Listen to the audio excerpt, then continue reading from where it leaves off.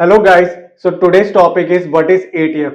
So ETF stands for Exchange Traded Fund. So guys अब काफी लोग कहेंगे कि तो एक तरीके से म्यूचुअल फंड के तरीके इसमें डिफरेंस क्या। So guys जो बेसिक डिफरेंस आ जाता है ना म्यूचुअल फंड और ETF में, वो ये आ जाता है कि म्यूचुअल फंड को आप throughout the day trade नहीं कर सकते हो, आप उसको दिन में एक ही बार खरीद सकते हो, वो भी क्लोजिंग के टाइम पे।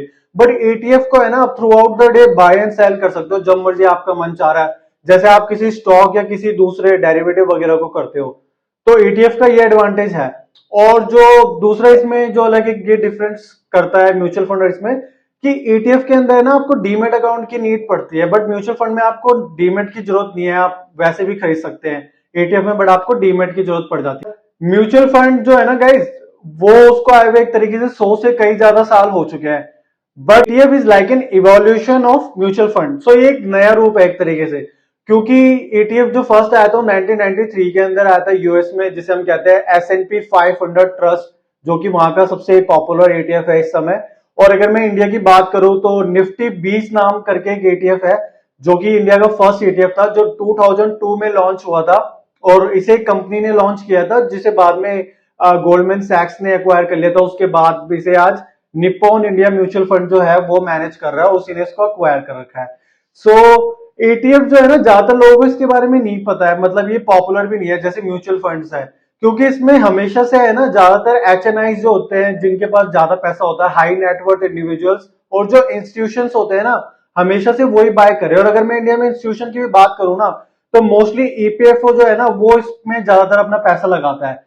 सो गाइज अब आप लोगों के लिए सवाल ये पैदा होता है कि आपके लिए म्यूचुअल फंड अच्छा है या ETF अच्छा है।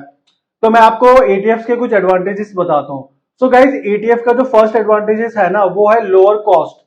सो गाइज म्यूचुअल फंड में आपको जो है मैनेजमेंट फीस देनी पड़ती है फंड, क्योंकि उसको एक फंड मैनेजर वो करता है, बट ETF में आपको है ना कोई भी मैनेजर फीस नहीं देनी पड़ती, क्योंकि इसमें आपको किसी एनालिस्ट या फंड मैनेजर की नीड नहीं पड़ती। सो सेकंड, ये टैक्स फ्रेंडली होता है as compare to mutual fund.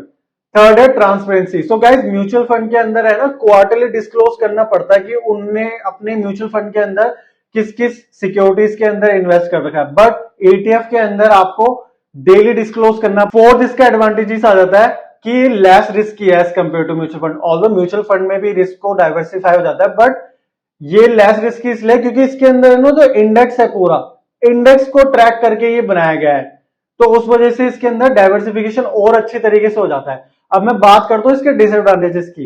Advantage तो हमने बता दिए। सो गाइस इसका एक डिसएडवांटेज है, वो है ट्रेडिंग फीस, क्योंकि आप इसको एक स्टॉक्स की तरह बाय एंड सेल कर सकते हो पूरे दिन में कभी भी, तो गाइस उसके लिए आपको ब्रोकरेज तो देनी पड़ेगी। सो अगर आप अक्सर ट्रेडिंग करते हो, आपको ट्रेडिंग करने की आदत है, तो ये आपके लिए उतना इफेक्टिव नहीं है, क्योंकि आपको ट्रेडिंग फीस इसमें देनी पड़ेगी। सो गाइस अगर आपको ये वीडियो अच्छी लगी हो तो please subscribe to our channel and thanks for your time.